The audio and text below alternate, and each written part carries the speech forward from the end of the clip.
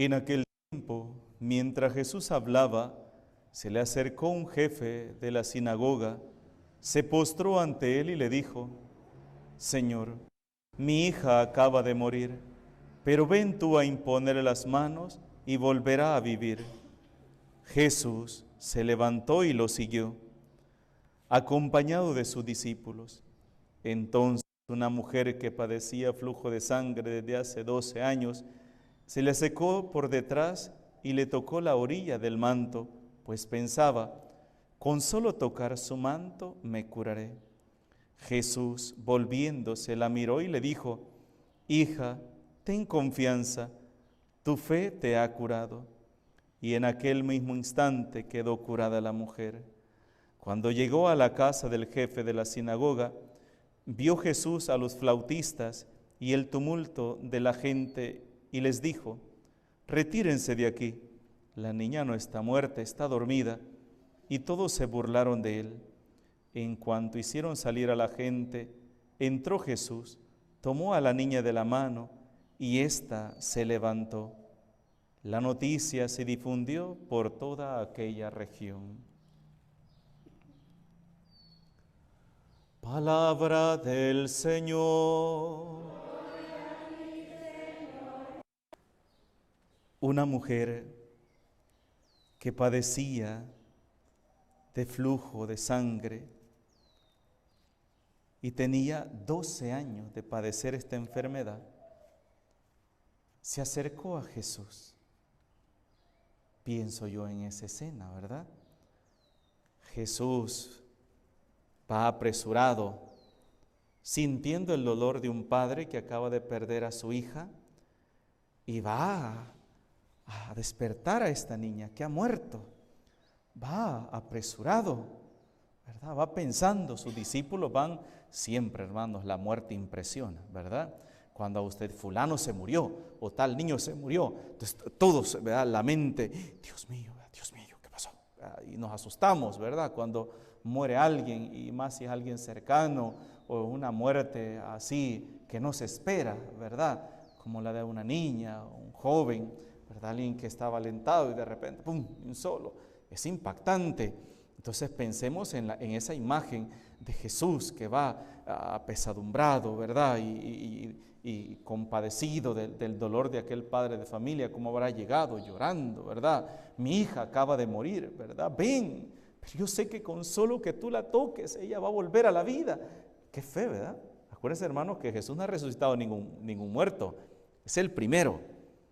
Esta es la primera resurrección que Jesús va a orar.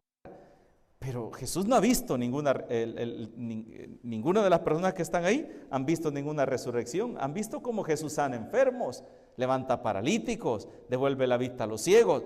Pero resucitar un muerto es como una petición muy atrevida, ¿verdad?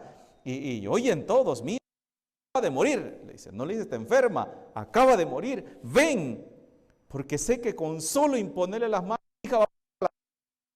Qué fe de ese hombre, ¿verdad? ¡Qué fe!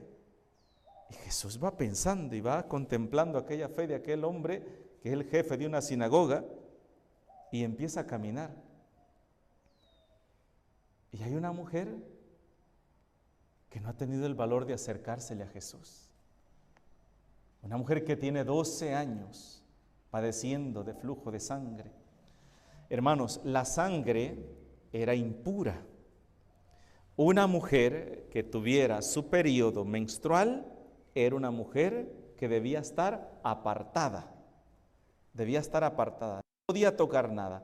Todo lo que esa mujer tocara quedaba impuro, porque la sangre era impura. Entonces era sinónimo de impureza. Entonces esa mujer no podía acercarse a nadie. Y nadie podía darse cuenta que ella estaba ahí.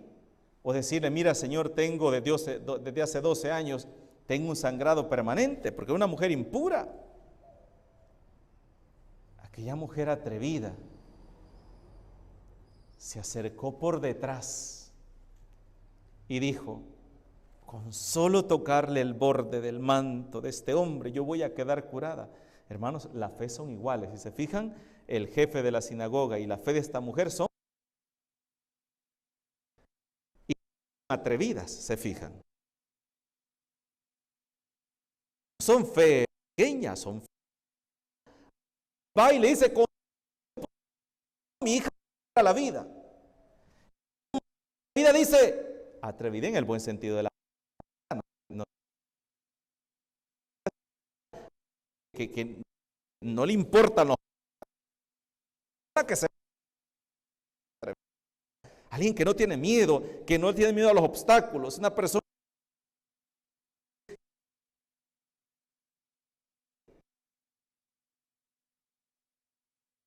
por detrás. No toca a Jesús, le toca el borde del manto. Yo a veces me pongo a pensar, ¿verdad? Cuando les he contado el testimonio, el milagro eucarístico, está en Lanciano, así se llama, un lugar de Italia, donde está un milagro eucarístico. Yo ya les lo he comentado, ¿verdad? Donde les comentaba que hay 5 coágulos, 5 trozos del cuerpo de Cristo, y que cuando se secó, se separaron automáticamente, ¿verdad? Se hicieron grietas y se separaron 5 trocitos. Y les decía yo que si se pesan los 5 juntos, pesa 15 gramos, y si se ponen 3 acá y 2 acá, este pesa 15 y este pesa 15. Y si se pone solo uno aquí, un pedacito, pesa 15 gramos, y se ponen 4 aquí, pesa 15, y se ponen los 5 juntos, 15 gramos. O sea, yo le digo que fue una de las cosas que a mí más me impactó de eso, ¿verdad? Como algunas personas podrán decir a veces, ay, a mí, porque ha sucedido que a veces en la comunión no hay suficientes hostias, y de una hostia pequeñita tienen que hacerse 4 piezas, ¿verdad? 4 pedacitos, y darle a cada quien. Ay, así fue el pedacito de Señor que me dieron a mí, ¿verdad? Galán al que se la dieron completa, a mí un pedacito me dieron. Hay gente que piensa eso, ¿verdad? Entonces, porque pensamos que Dios es limitado. En Dios hay pobreza, ¿verdad? Y no, en Dios hay derroche. Eso es una de las cosas que me impresionan del Evangelio de hoy. Que Dios está, ya han oído esa frase, ¿verdad? Derramando su gracia. ¿Se acuerdan esa palabra derramando? Es una palabra que se usa mucho dentro de la iglesia. Derrama tu gracia. Derrama significa cuando una cascada se está derramando, ¿verdad? Sin límite. Es una gracia que se está derramando. Una gracia que se está derramando. El que es buzo la aprovecha, y el que es lento se queda sin ella. En cada sagrario, en cada capilla, en cada iglesia donde está el Santísimo expuesto, es un derroche de gracia. Alguien me contaba un testimonio que quiero compartírselo con ustedes porque me gustó mucho. Me gustó mucho ese testimonio. Acuérdense que uno aprende, a veces piensan que solo el sacerdote puede avivar la fe de las personas, y también ustedes nos lo avivan a nosotros cuando nos cuentan unos testimonios como este, tan hermoso. Hay una persona que no iba, la cosa es que no me acuerdo quién me lo dijo, quizás alguno de ustedes me lo contó, pero la cosa es que ya no me acuerdo, porque a mí me dicen las cosas y no me acuerdo quién me las dijo. Entonces, gracias a Dios, se pueden confesar con toda tranquilidad conmigo, porque a mí se me olvida qué me han dicho ustedes. Pero este testimonio es un testimonio hermoso que a mí me impactó, ¿verdad? Porque ahí se manifiesta cómo es la misericordia de Dios, que se derrama y sin que nosotros lo notemos. Una persona que estaba pasando muchos problemas, muchas dificultades, y una persona de aquellas que dicen que son católicas porque las bautizaron, pero de aquellas personas que nunca se acercan a la iglesia, ¿verdad? Y entonces, y le dice una persona, le aconseja, mira, ve a visitar el Santísimo. ¿Y qué es eso?, le dijo. ¿Qué es eso del Santísimo? Ve a la iglesia. Ve a la iglesia. ¿Y ahí a dónde?, le dijo. Ahí hay una capillita pequeñita y ahí entra, le dijo. Ahí entra.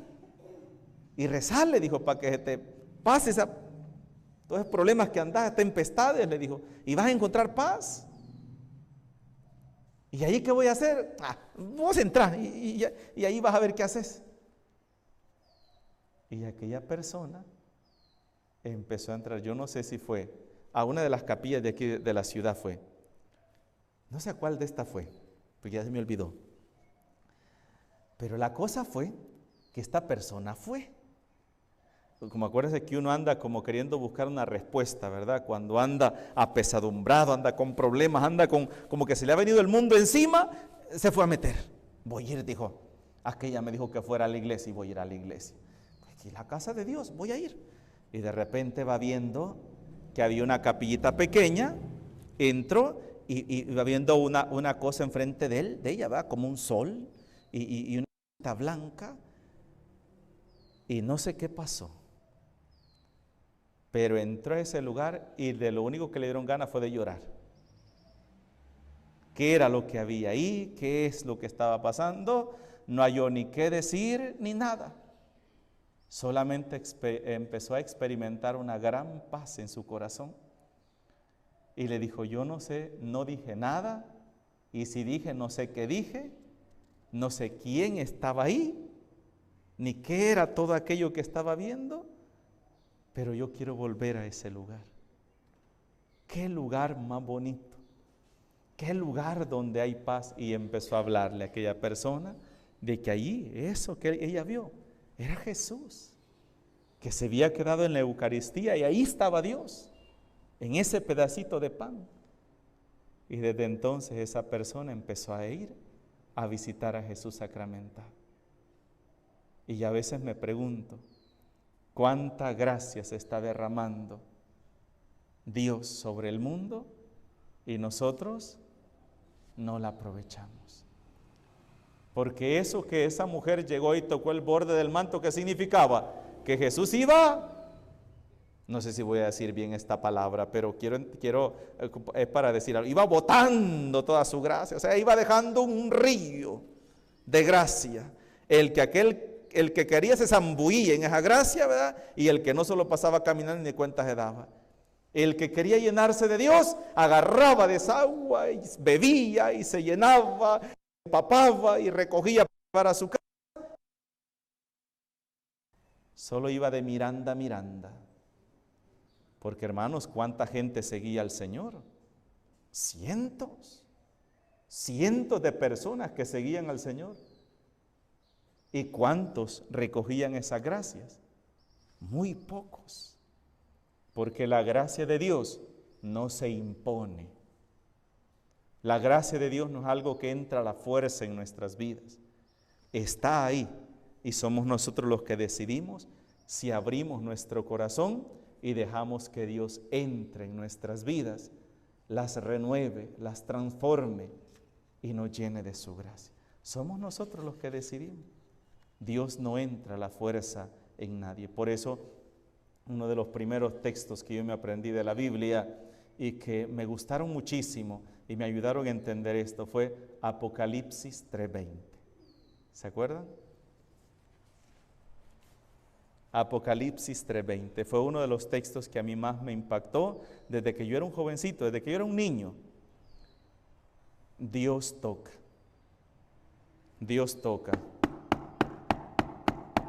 Y está ahí. Y si se fijan, esa puerta no tiene agarradero. La única forma de abrir esa puerta es por el lado de adentro. ¿Qué significa? Que Dios toca, pero no entra a la fuerza, sino que espera que cada uno de nosotros le abramos, y cuando nosotros le abrimos, entonces Él entra en nuestras vidas. No dejemos la gracia de Dios afuera de nuestras vidas. Abrámosles nuestro corazón y, como dice la palabra de Dios, haz la prueba y verás qué bueno es el Señor. En el nombre del Padre, del Hijo y del Espíritu Santo. Amén.